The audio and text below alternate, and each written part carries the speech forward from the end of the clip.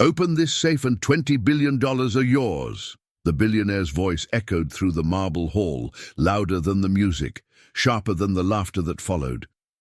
In the center of the grand ballroom stood the massive steel safe, tall, gleaming, unbreakable. Guests clutched their glasses, amused by his arrogance. Beside it, a young maid in a red uniform froze, her name tag trembling under the chandelier's light. The billionaire, Richard, grinned with the kind of confidence only money can buy. "Go on, Sophia," he said, waving a hand as if dismissing her worth. "You clean the room every night. Maybe you've learned something?" The crowd chuckled, feeding off his cruelty. She wanted to vanish, to melt into the polished floor, yet something within her refused to bow. The safe loomed before her, silent and cold, its code lock blinking like an unblinking eye. Sophia stared at it, not as a servant before a master's toy, but as someone facing a memory. Around her, laughter rose again, a cruel symphony of disbelief. Still, she heard something else, faint, distant, inside her mind. A rhythm, click, pause, double click, breath. It came back to her like music through fog, the echo of nights spent alone in the office, dusting the edges of the very same safe. While the world slept, she had listened, not to words but to patterns, the tiny sounds of habit that revealed truth. And now they returned like old friends. Richard leaned closer, smirking. "What's wrong? Forgot how to clean?" His voice sliced through the quiet, but she didn't flinch. Her fingers brushed the dial, feeling the metal's cool defiance. In that instant the ballroom blurred. She could hear only her own heartbeat, steady, patient, alive. The guests whispered, exchanging glances, waiting for failure. Cameras lifted, ready to record another humiliation. But Sophia's gaze didn't waver. Her mind replayed the melody. Click, pause, double-click, breath. She turned the dial gently, each motion guided not by courage, but by memory. Richard's smile began to falter.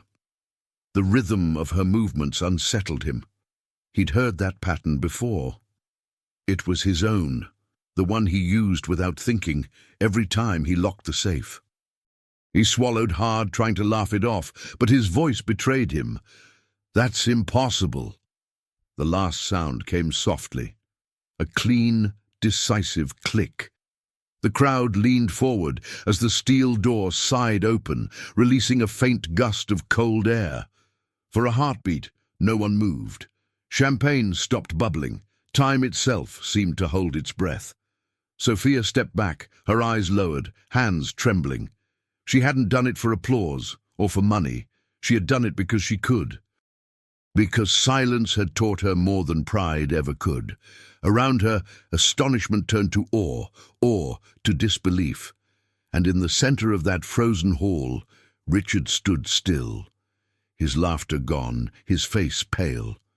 The only sound left was the whisper of the open safe and the beating of humbled hearts. For the first time, the billionaire was speechless. The ballroom had fallen into an unnatural stillness. The open safe gaped behind Sophia like a silent witness, cold and undeniable. Guests who moments ago had been laughing now stood frozen, holding their breath between shame and disbelief. Richard's eyes darted from the safe to the girl who had opened it, as if the universe itself had betrayed him. The music had stopped, but the silence spoke louder. Sophia's hands trembled slightly, but her expression remained calm, almost serene. Inside, a storm brewed, fear, confusion, humility, pride, all colliding in her chest. She could feel every gaze pressing against her skin, every whisper slicing through her composure. For the first time in her life, all eyes were on her, and she wished they weren't. Richard forced a chuckle, brittle as glass. "Well, seems even the simplest tricks can fool the finest technology." His words stumbled into the air, desperate to reclaim control. No one laughed this time. The echo of arrogance had lost its charm. The crowd's silence was now judgment, A woman in pearls whispered, "She did it. She really did." Another guest clutched his drink, eyes wide with awe. Some stared at Sophia as if she were magic, others as if she were dangerous. In their world, humility had never stood this tall, and that frightened them more than failure itself. Sophia took a step back, her reflection flickering in the steel of the safe door. It was strange, seeing herself there, small, fragile but unshaken. She didn't fully understand what she'd done. It had been instinct, memory, rhythm. She hadn't meant to embarrass anyone, yet she had broken something far heavier than metal. Richard's jaw tightened. The smirk he always wore, that mask of control, was gone. Beneath it, there was something human, almost frightened. He looked at Sophia not as a servant, but as a mirror, showing what he had become. For a moment their eyes met, his pride against her silence, and silence won. The guests began to murmur, unsure whether to applaud or retreat. The air smelled of perfume, tension, and money, a strange mix of power and unease. Someone clinked a glass by accident, and the sound startled them all. Even the chandeliers seemed to dim, as if the house itself were embarrassed. Sophia wished she could disappear. Her heart pounded painfully against her ribs. She had opened the safe, yes, but what door had she opened inside these people, inside herself? The weight of her act began to settle, and she realized it wasn't victory she felt. It was exposure. Richard cleared his throat and gestured stiffly. "That's enough entertainment for tonight." His tone tried to sound light, but the cracks were visible. He walked away before anyone could see the tremor in his hands. Pride was heavy. Tonight, it had found its match. When Sophia finally turned to leave, the crowd parted in silence. No applause, no words, just a strange reverence that followed her like a shadow. As the heavy doors closed behind her, the sound of the latch echoed through the hall, sealing not just the room, but the moment. And though she didn't know it yet, that silence would not last. Long before the chandeliers and cruel laughter, Sophia's world smelled of soap and morning coffee. Her small apartment sat above a bakery where the walls always seemed to hum with warmth. She woke before dawn, tying her hair in silence, careful not to wake her mother. Life was modest, predictable, and shaped by the rhythm of necessity. Yet in that simplicity, she found a quiet kind of peace. Her mother, Lucia, had once been a singer in the church choir. Even as illness dimmed her strength, she still hummed soft hymns in Spanish, filling the air with fragile hope. "Dios nunca olvida los que escuchan," she would whisper. "God never forgets those who listen." Sophia would smile faintly, not realizing how those words would one day become her truth. Each morning, she took 2 buses across the city to reach the mansion where she worked. The ride was long, filled with strangers and the sound of shifting lives. She sat by the window, memorizing the city's noises, doors slamming, children laughing, brakes sighing. Every sound stitched itself into her memory like a secret symphony. Listening made her feel less alone. At the mansion, she moved like a shadow, unnoticed, efficient, invisible. She cleaned rooms filled with paintings that seemed to watch her, tables heavy with untouched food, and mirrors that never reflected her presence. The wealthy talked over her, laughed past her, and sometimes through her, but Sophia had learned that silence could be a shield as much as a wound. She found small joys in the details others ignored, the glimmer of clean glass, the scent of polished wood, the echo of her footsteps down the empty corridor. Each night after work, she would sit by her mother's bedside, holding her hand, recounting the day softly. Even exhaustion couldn't take away the calm of those moments. But life, cruel in its timing, began to shift. Lucia's breathing grew shallow, her laughter rare. Medical bills piled like invisible stones on Sophia's chest. She started working double shifts, cleaning not only the mansion, but offices downtown. Among them, the private study of Richard Hale, the billionaire who would later mock her. That office was unlike any other. It was a fortress of glass and silence. She was told never to touch the safe, never to move the papers, and never to stay long. But Sophia noticed things, patterns, habits, rhythms, the way he locked the safe each night, tapping the dial unconsciously to the beat of his own confidence. Click, pause, double click, breath. It became a song she couldn't unhear. Sometimes, while dusting, she would mimic the pattern on the edge of the table just to feel the rhythm beneath her fingertips. It wasn't rebellion, it was curiosity, a melody that comforted her. That rhythm meant routine, and routine meant stability. Even in his arrogance, Richard had unknowingly taught her something priceless: patience. One night she lingered a moment too long. From behind the door, she heard Richard boasting to a guest, laughing about how some people are born to serve, not to think. The words sank deep, colder than any winter. She wiped a tear before it could fall, then finished her work in silence. That silence, she decided, would one day speak for her. Back home, as Lucia slept, Sophia turned on the old radio. A bolero played softly, weaving through the dim light of their small kitchen. She closed her eyes and tapped her fingers to the rhythm. Click, pause, double click, breath. A rhythm that lived in her memory and would one day change her fate. The first time Sophia saw Richard up close, he wasn't laughing. He was pacing inside his office, a phone pressed to his ear, his words cutting through the air like polished glass. His suit was immaculate, his movements sharp, every gesture heavy with control. When he finally noticed her, his eyes didn't hold curiosity, only expectation. "Don't touch the desk," he said. "It's worth more than your job." She nodded, silent as ever, moving toward the bookshelf. The scent of leather and ink filled the room.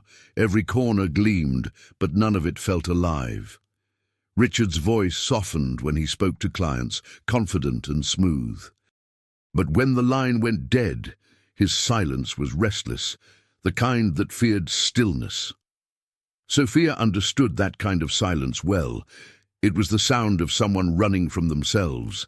Days passed. Her presence became routine, and his arrogance became predictable. Yet curiosity tugged at her. She saw the safe behind his desk, its steel surface gleaming under the dim light. Each evening he would stand before it, almost ceremoniously turning the dial, click, pause, double-click, breath, before locking it again. The sound lodged itself in her heart like a secret heartbeat. One night, Richard caught her looking. "Admiring the safe?" he asked, half amused. She froze, cloth in hand. "It's unbreakable," he added proudly, running his fingers along the dial. "Engineered by the best minds in the world. No one could open it without me." His words carried the same tone one uses to remind others of their place. Sophia smiled politely and lowered her gaze.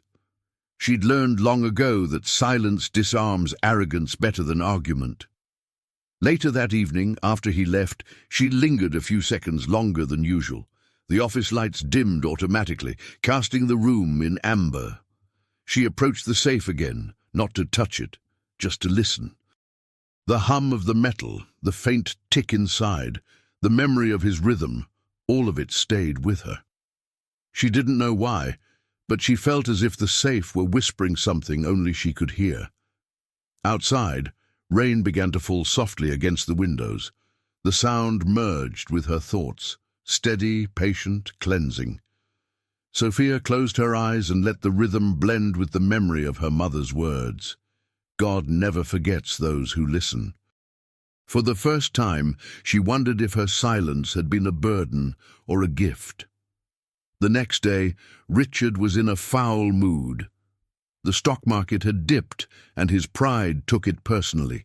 He barked orders, ignored greetings, and dismissed kindness like weakness.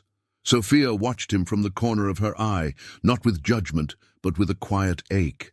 She had seen pain before, in her mother's eyes, in her own reflection, but never disguised as wealth. That evening, she overheard a conversation between Richard and a journalist. "People respect power," he said, "not compassion." His voice was full of certainty, but his tone trembled. Sophia realized that beneath his armor, the man was starving for peace and didn't know how to find it. It made her heart tighten, though she couldn't explain why. When she left that night, she paused by the door and looked back at the safe once more. Its metallic body reflected both her face and his shadow, two worlds sharing the same space, divided by pride and silence. She didn't know it yet, but that room would become the stage of her destiny. Outside, lightning flashed through the rain as she walked home under her thin umbrella. The city's rhythm pulsed around her, the same rhythm that had taught her patience, that had prepared her for something greater. And for those listening to her story now, if this moment touched your heart, leave a comment below and subscribe, because sometimes the smallest acts of humility open the heaviest doors. The morning began like any other. The quiet hum of vacuums, the faint scent of polish, the whisper of shoes against marble. Sophia moved gracefully through the grand hallway, her red uniform crisp, her thoughts somewhere between prayer and exhaustion. She had learned to measure time not by clocks, but by chores, and yet that day, something in the air felt heavier. Richard was already in his office when she entered. His voice carried through the open door, sharp with irritation. "Everything I build, someone ruins," he muttered into the phone. When he noticed her, he didn't greet her, only gestured toward a smudge on his desk. "That's not clean." The words were small, but the tone was cutting. Sophia lowered her eyes, murmured an apology, and reached for the cloth. She had just turned to adjust a glass figurine, a delicate sculpture of crystal wings, when her sleeve caught the edge. Time seemed to slow. The figurine slipped from her fingers, spinning once in the air before shattering against the marble floor. The sound pierced the silence like a scream. Her breath froze. Richard's chair scraped back violently. "Do you have any idea what that cost?" His voice filled the room, the anger echoing off the walls. Sophia knelt quickly, gathering the shards with trembling hands. "I'm sorry, sir. I didn't mean—" But the words were useless. He loomed above her, each word a blade. "You people never mean to. You just destroy." The other staff members nearby stopped what they were doing. Their eyes flickered toward the door, but no one entered. No one ever did. Sophia's fingers bled slightly as she picked up the glass. "I'll pay for it," she whispered. Richard laughed bitterly. "With what? Your paycheck? That wouldn't buy the box it came in." The room felt colder than before. As she carried the shards to the trash, she caught her reflection in the window, small, shaking, almost invisible. For a fleeting moment, she hated herself for being silent. But silence was all she had left. She dropped the last shard into the bin and wiped her hands, the faint red of her blood blending with the dust. Richard turned away, muttering, "You're lucky I don't fire you." Sophia nodded, her voice too fragile to answer. Inside, something shifted. Not anger, not pride, but a quiet determination that felt deeper than words. She would not break again, not like the glass. That night she returned home later than usual. The rain had stopped, but the air smelled of iron and sorrow. Her mother's bed was empty now, the blanket neatly folded. Sophia sat beside it, hands still sore, and whispered, "I didn't cry, Mama. I wanted to, but I didn't." The silence that answered her was both comforting and cruel. She closed her eyes and imagined the sound of the figurine shattering again, not as a memory of failure, but as a lesson. Some things must break so that others can be rebuilt stronger. The glass, her pride, her hope, all were fragments of something new taking shape. Outside, thunder rumbled far away, like the heartbeat of a storm that hadn't yet reached her. Sophia rose, straightened her shoulders, and turned off the light. The sparkle of those shattered shards lingered in her mind, a reflection of the woman she was becoming. The mansion glittered that night, alive with laughter and champagne. Richard stood at the top of the grand staircase, surrounded by guests who hung on his every word. He loved this kind of night, the kind where his wealth became theatre and everyone played their part. Yet beneath the gold and glass, Sophia could feel something hollow. The air itself was tired of his pride. She moved through the crowd, invisible as ever, refilling glasses and clearing plates. Each laugh sounded rehearsed, each compliment shallow. The chandelier light made the diamonds brighter, but the faces dull. Sophia wondered how people could be so surrounded and still so alone. She recognized that loneliness. She'd just learned to wear it quietly. Richard boasted about his empire, about markets, mansions, and art. His voice carried like a sermon of vanity. The guests nodded eagerly, their smiles heavy with need. "Power," he declared, raising his glass, "is not about kindness, it's about control." The words rippled through the hall like a cold wind. Sophia, passing behind him, felt her heart wince. She remembered her mother's voice, gentle, patient, unafraid. "The proud build walls," Lucia had said once, "but kindness builds bridges." Sophia looked at Richard and saw both the wall and the man trapped behind it. She pitied him, though she knew he would never understand. Pride, she realized, was just fear in a tailored suit. A guest spilled his drink, and Richard's temper flared. "Careless," he barked, gesturing sharply. "Someone clean this mess." Sophia stepped forward, kneeling to wipe the wine from the marble. Her reflection shimmered beside the stain, while his shadow stretched long and dark across her back. He didn't thank her. He didn't even see her. But others did. One woman, older and wiser, watched from across the room. Her gaze followed Sophia with quiet respect, a flicker of admiration among all the empty glances. Sometimes goodness shines brightest when pride darkens the room. As the night grew late, Richard's voice grew louder. He laughed too much, drank too deeply, and mocked the staff as if they were part of the entertainment. "They're lucky to be here," he said, smirking. "Imagine being this close to greatness." The crowd laughed on cue. Sophia kept her head down, polishing silver that already shone. When the guests left and silence finally returned, Sophia lingered alone in the hall. The scent of spilled wine and perfume mixed with exhaustion. She looked up at the crystal chandelier, hundreds of lights pretending to be stars, and felt smaller than ever. Yet somewhere inside, a quiet ember burned. Dignity. She passed Richard's office before going home. Through the glass, she saw him staring at the open city skyline, drink in hand, face blank. The man who spoke of control now looked lost in his own reflection. Sophia understood then. Pride isn't power. It's a cage without locks. As she stepped into the night, the cold air stung her cheeks. The street was empty, but the world felt vast again. Above her, the real stars shone, distant, indifferent, but free, and though Richard didn't know it, he feared her calm, because calm cannot be bought. The morning was quiet, too quiet. The sun barely rose behind the heavy clouds that hung over the city like a warning. Sophia sat beside her mother's bed, holding her frail hand, feeling the faint pulse beneath her fingers. The doctor's words still echoed in the room, sharp and merciless. "There's nothing more we can do."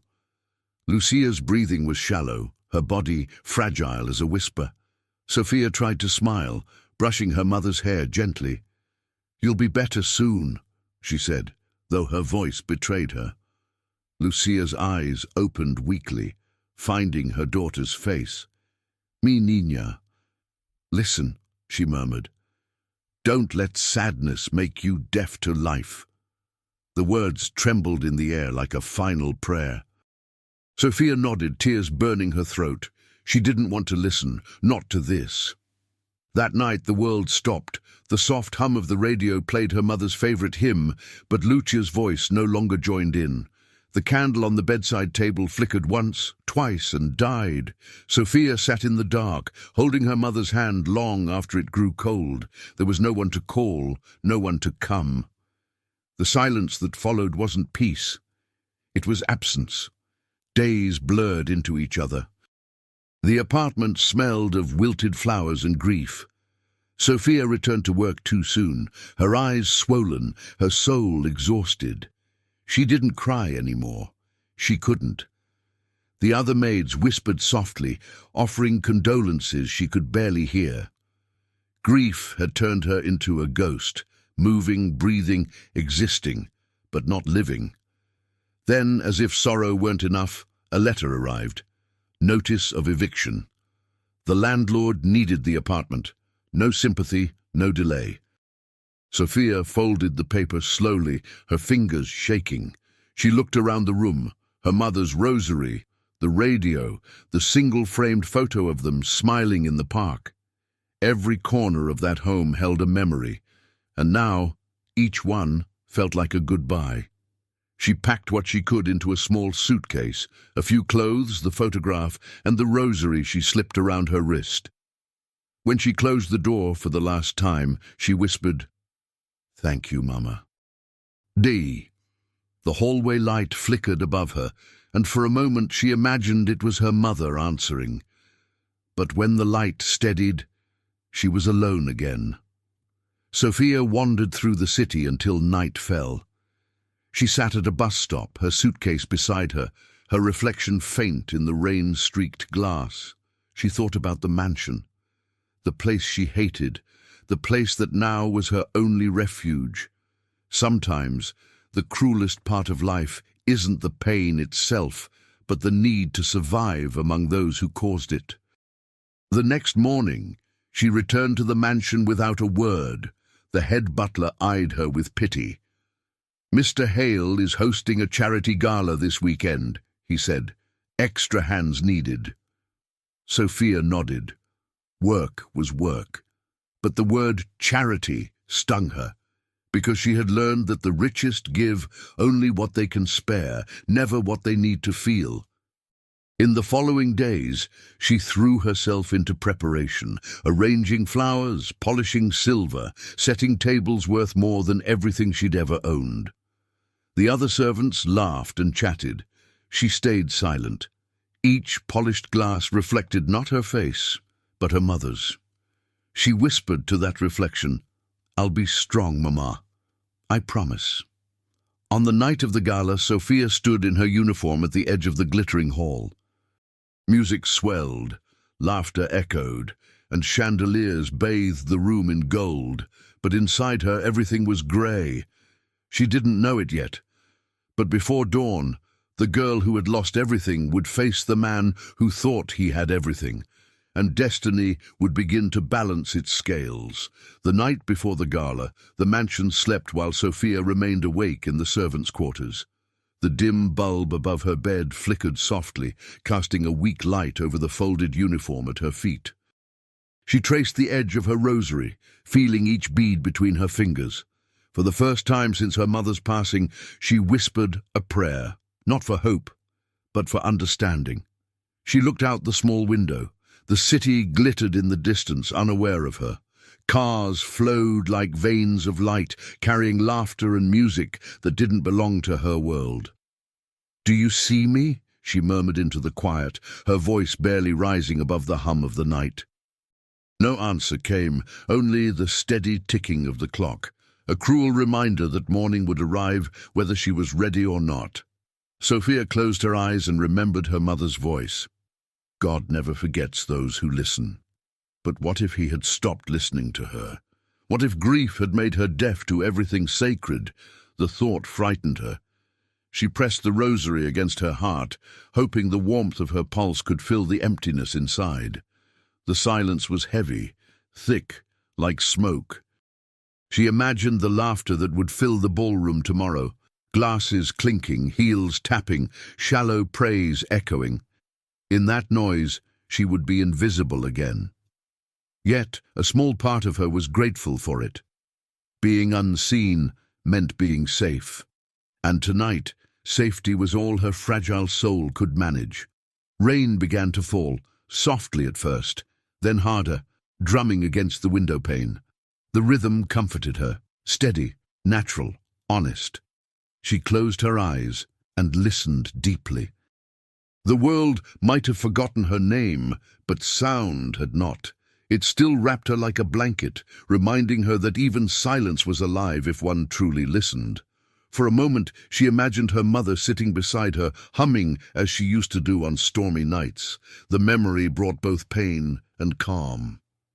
"You'd laugh at me," Sophia whispered, "crying over work, over people who will never know my name." But somewhere deep inside, she knew her mother would understand, because dignity is not about being seen, but about remaining kind when no one is watching. The hours slipped away. She tried to sleep, but her mind replayed fragments of her life. The broken figurine, Richard's mocking smile, the sound of the safe's clicks. They were ghosts now, haunting her through memory and sound. Each one whispered a different truth, but none offered comfort. By dawn, her pillow was damp from silent tears. She rose slowly, her body heavy, yet her heart strangely calm. She put on her uniform and brushed her hair, the movements automatic, ritualistic, like preparing for battle. When she looked at herself in the cracked mirror, she didn't see the same girl. She saw someone still standing after everything had fallen.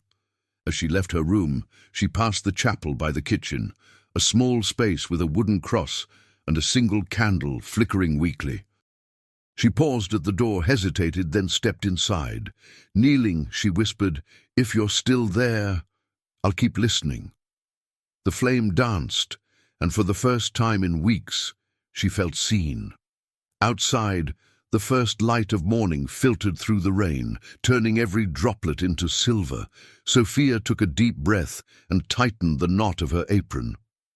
Faith hadn't answered her yet, but she had decided to keep the conversation open. The mansion was already alive with noise when Sophia arrived. Strings of golden light decorated the ceiling, and the scent of perfume and roasted delicacies filled the air. Servants hurried through the halls with trays that glittered under the chandeliers. Sophia moved among them like a ghost in motion, invisible, silent and necessary, yet something in the air felt different tonight, almost gentle. In the far corner of the ballroom, an elderly musician tuned his violin. His white hair shimmered under the lights, and his eyes carried a calm that didn't belong to that shallow crowd.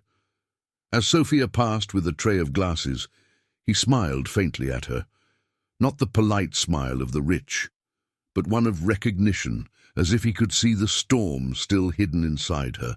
She nodded shyly before slipping away. When the gala began, the guests filled the room with laughter that sounded rehearsed. Richard, in a black tuxedo, stood at the center, his ego once again the brightest light in the room. He talked of success, charity and power, as if they were the same thing. But the old musician's melody soon cut through the noise.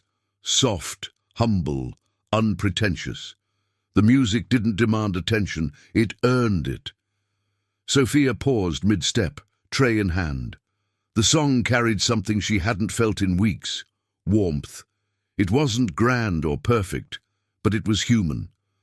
The notes seemed to wrap around her heart, whispering that beauty didn't have to be loud to be real. She found herself breathing differently, her chest lighter, her steps slower. When the piece ended, the crowd offered polite applause before returning to their chatter. The old musician, however, looked toward Sophia once more. As she approached to collect empty glasses, he leaned slightly closer and said in a low voice, "The pure of heart always find their key." His accent rolled gently over the words, like an old secret meant for her alone. Sophia blinked, unsure if she'd heard correctly. "Excuse me, sir," she whispered. The man only smiled and tapped his violin case. There, hanging from the handle, was a small silver key, ordinary, unremarkable, yet somehow radiant. "For every lock," he said softly, "there's someone meant to hear its music." Then he turned back to the stage. For a long moment, Sophia stood frozen. The words replayed in her mind again and again. The pure of heart always find their key. She didn't know what it meant, but it settled inside her like a seed planted in still soil. She looked around at the glittering chaos of the party and realized, for the first time, that even in the heart of arrogance, kindness could still breathe. Later, as she stood near the grand window watching the rain return, she thought of her mother. Lucia had always believed that God spoke through small gestures, a melody, a breeze, a stranger's smile. Sophia closed her eyes and listened to the distant hum of the violin resuming its song. Maybe this was her mother's answer after all. Behind her, Richard laughed loudly, raising a toast to his own greatness. The sound grated against the gentle music, breaking its magic, but Sophia didn't turn. She was learning that peace didn't depend on silence. It lived inside those who could carry it even through noise. As the clock neared midnight, she whispered to herself, "Thank you, whoever you are." The words vanished into the air, but her heart felt lighter, as if a door somewhere, invisible and sacred, had just begun to open. The gala had reached its peak. The orchestra played louder, the laughter thicker, the air heavier with perfume and pride. Richard stood near the grand staircase, surrounded by admirers, his glass raised like a crown. The man who owned everything once again needed an audience to remind him who he was. But somewhere in the sea of faces, Sophia moved quietly, steady as a shadow. She carried a tray of empty glasses, her gaze lowered, her movements measured. Yet her mind wandered, not to grief this time, but to the words of the musician. The pure of heart always find their key. Woo, what did that mean? And why did it feel as though it had been meant for her alone? A strange calm began to grow in her chest, soft but certain. From the stage, Richard called for attention, his voice booming through the hall.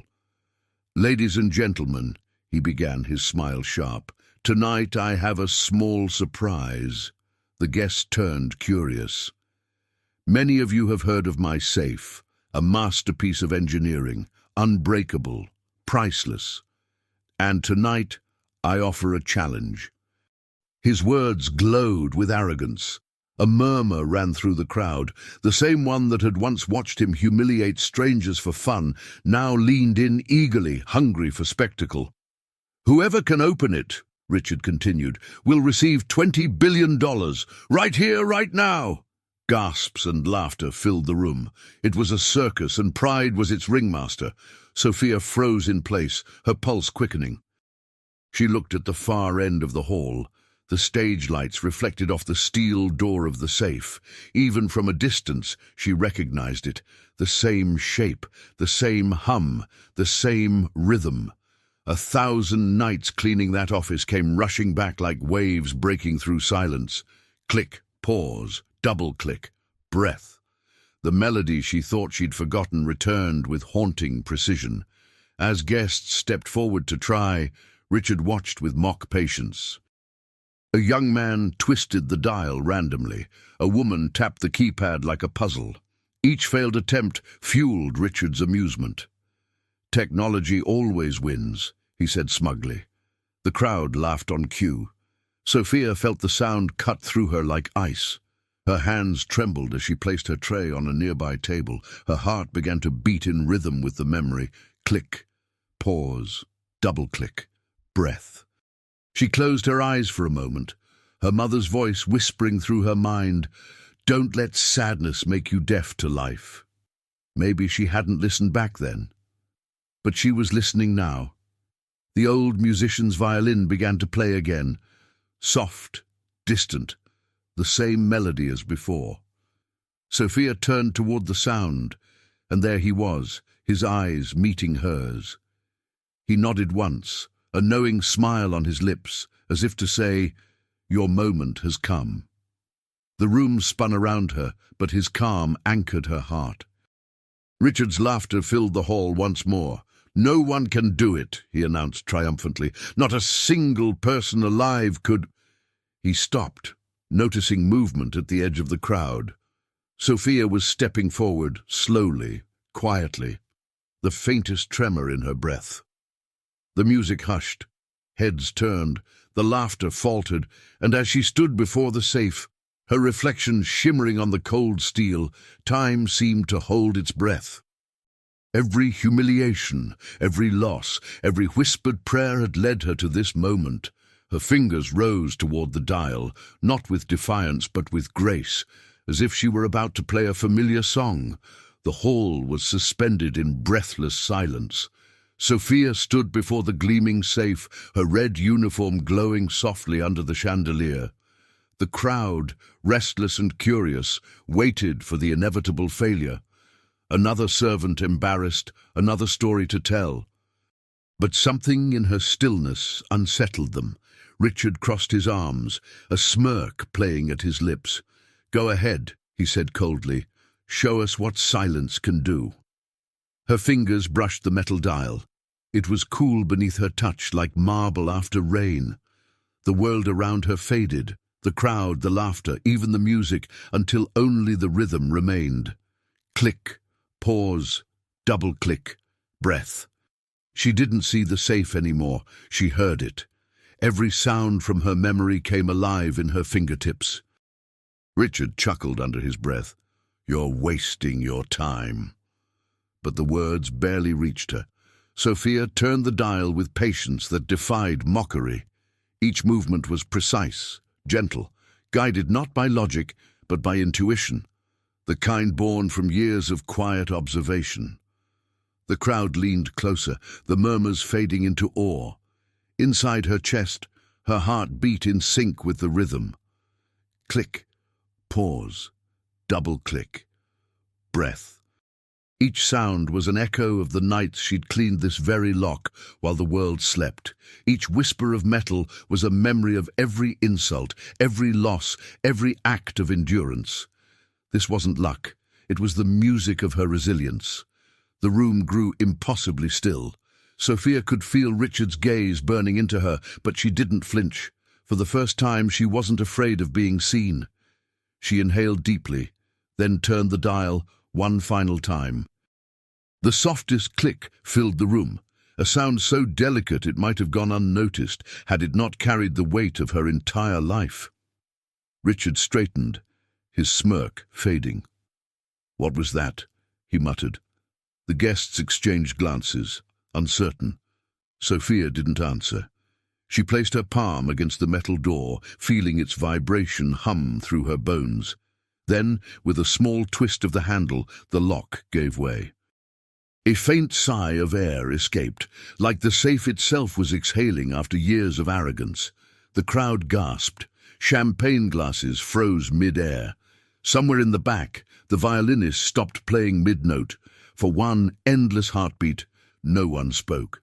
Sophia stepped back slowly, her breathing calm, her hands still trembling slightly, not from fear, but from the enormity of what she had just done.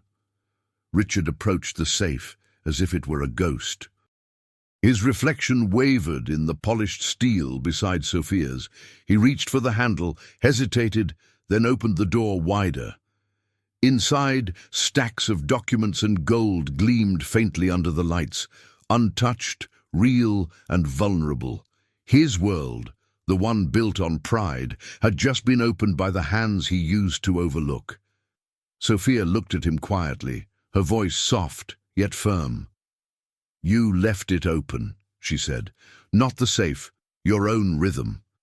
You just never noticed who was listening." Her words were not meant to humiliate, only to reveal, but in their simplicity lay a truth that silenced even the proudest hearts. The room held its breath once more. Richard's lips parted, but no sound came. Around them silence stretched like eternity, deep, holy, undeniable. and in that silence the last click still echoed, like a heartbeat that had finally found its purpose. No one moved. The open safe stood like a monument to disbelief, its silent gape louder than applause. The crowd that had once laughed at Sophia now avoided her gaze, unsure whether to cheer or to hide their shame. Richard's hand lingered on the door, trembling slightly, his reflection fractured by the metal's glow. The man who once commanded attention now looked lost inside his own silence. Sophia stood motionless, her hands folded before her. She wasn't smiling. There was no triumph in her eyes, only stillness, the kind born from too much endurance. The chandelier above them flickered, scattering fragments of light across the room like shards of judgment. For the first time, the mansion felt cold, stripped of its illusions of warmth. Richard cleared his throat, desperate to reclaim the room. "A trick," he said sharply. "That's all this is. She must have cheated somehow." His words cracked, brittle and hollow. The guests exchanged uneasy glances. They had seen the truth too clearly to pretend otherwise. Pride, it seemed, was the only thing still locked, and even that was beginning to give way. Sophia turned her gaze toward him, calm as the dawn after a storm. "No trick," she said softly. "I listened." Her words floated through the hall, quiet yet unignorable. "You left it open, not with your hands, but with your habits. Every night you played the same song." A ripple passed through the crowd. Some bowed their heads, others watched her with awe. Richard's face flushed. "You're nothing," he spat, his voice trembling. "A maid, a nobody." But even as he said it, the words sounded small, childish, almost pitiful. Power had abandoned his tone, leaving only fear behind. The silence that followed was not obedience, it was reckoning. The old musician in the corner raised his violin once more and began to play. The melody was soft, fragile, a lullaby for truth. The notes wound through the air, weaving around the safe, the lights, the faces of those who had mocked and now stood humbled. Sophia closed her eyes for a moment, letting the music hold the space between dignity and grace.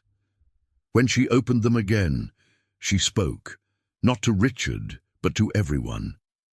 "Sometimes the world teaches us that strength must be loud," she said. "But real strength whispers. It waits. It listens." Her voice trembled slightly, but it carried farther than any shout. The crowd was silent, spellbound, as if afraid that sound itself might break the sacredness of that truth. Richard took a step back. His empire, his parties, his laughter, all of it suddenly felt weightless. "I built everything," he muttered, his voice barely audible. "Everything." Sophia looked at him, her eyes kind, not cruel. "Then build something better," she whispered. For the first time, he had no answer. A long pause followed, broken only by the music. The safe door remained open, light spilling softly from within, illuminating not treasure but truth. Sophia turned and began to walk away. No one stopped her. Even pride, when faced with purity, knows when to kneel. As she crossed the threshold, the crowd parted like water. The echoes of her footsteps filled the hall, steady, rhythmic, alive. Behind her, the violin's last note lingered in the air, wrapping itself around Richard's silence. And when it faded, only one truth remained. Not everyone had understood her words, but no one would ever forget them. By morning, the story had already escaped the mansion. It spread first through whispers among the servants, then through hurried phone calls from the guests who couldn't contain their disbelief. By noon, it was everywhere. On television screens, in newspapers, on every social feed in the city. "Billionaire's maid opens his safe in front of guests." The headline burned through Richard's empire like a slow, humiliating fire. Sophia found out the next day while on the bus to work. People around her were reading the news, laughing softly, shaking their heads. They didn't know her, didn't recognize the quiet girl sitting among them. She watched her own story unfold on someone else's phone screen, exaggerated, distorted, but true at its core. And for once, she didn't feel invisible. At the mansion, chaos reigned. Calls from investors, reporters, and lawyers poured in without rest. Richard locked himself in his office, blinds closed, his reflection lost in the dark glass of the window. The world that once applauded his arrogance now questioned his worth, and in that silence he began to hear what he had ignored for years, his own emptiness. Meanwhile, Sophia was told she didn't need to return. "The household will be restructuring," said the butler awkwardly. She only nodded, thanked him, and left quietly. There was no anger in her heart, no need for revenge. She had already received what pride could never buy: peace. Her mother's words rang clear now. God never forgets those who listen. Days later, an envelope arrived at her small, rented room. Inside was a letter, elegant and brief, from the musician who had played that night. He had recommended her to a foundation that supported education for working women. "For the way you listened," he wrote. "The world needs more ears like yours." Tears blurred her vision as she read it again and again. Sophia began attending evening classes, business, language, music. The world outside still rushed by, loud and indifferent, but she moved through it at her own rhythm. The teacher once asked why she studied so quietly. Sophia smiled, "Because silence has never failed me." The class laughed softly, not at her, but with her. They didn't know it, but her calm was contagious. Meanwhile, Richard's empire began to crumble. Investors withdrew, citing ethical concerns. Former allies distanced themselves. He was invited onto talk shows, but every word sounded defensive, hollow, rehearsed. Behind the cameras, he began to realize that his downfall wasn't caused by a maid. It was caused by the echo of his own voice finally returning to him. One morning, Sophia walked past a cafe where a newspaper headline caught her eye: "Richard Hale sells estate, retreats from public life." She paused, staring at the photo of him. Older somehow, smaller. A part of her pitied him. Power, she thought, was like a flame, bright, blinding, but impossible to hold without burning. She sat by the window, sipping coffee she could finally afford, her hands steady, her gaze soft. Outside, life moved on, people rushing, buses honking, laughter spilling from sidewalks. Yet everything seemed slower to her, as if the world itself had learned to breathe at her pace. Sophia folded the newspaper and whispered, "The world finally listened to silence." And in that moment she realized that her greatest victory wasn't opening the safe, it was opening hearts that had forgotten how to hear. It had been almost a year since that night. The world had moved on, as it always does, but the echoes of that moment still lingered in quiet corners. Sophia now worked part-time at a library near the university, her days filled with the scent of paper and the murmur of turning pages. She liked it there, the peace, the order, the way stories waited patiently to be discovered. In silence, she had found her home. One afternoon, as she was shelving books, the sound of hesitant footsteps reached her ears. A man stood at the entrance, older, thinner, dressed simply in grey. His eyes searched the room, uncertain, until they found hers. For a brief moment, neither spoke. Then Sophia felt her breath catch. It was Richard. But not the Richard she remembered. This man had no armor left. He approached slowly, holding his hat in both hands. "You probably didn't expect to see me," he said, his voice quiet, stripped of command. "I wasn't sure I'd have the courage." Sophia closed the book in her hand and turned fully toward him. The air between them was still, fragile, like the pause before a confession. "Why are you here?" she asked softly. Richard sighed, his gaze falling to the floor. "Because I owe you more than an apology," he said. "That night, the one everyone talks about, and it changed me. Or maybe it revealed what I already was." His words trembled with sincerity. "I've spent a lifetime hearing only myself." He looked up, his eyes wet. "You reminded me what listening sounds like." Sophia studied him for a moment, searching for traces of the man who had once humiliated her. But what she saw instead was a quiet kind of sorrow, the kind that can't be faked. "People can change," she said, "but only when silence becomes unbearable." Richard smiled faintly, a sad, grateful smile. "You were my silence," he murmured. They sat together at a small table near the window. Outside, the late afternoon sun spilled gold across the street, dust dancing in the light. Richard spoke of the past year, selling his companies, retreating to a small home by the sea, learning to live with less noise.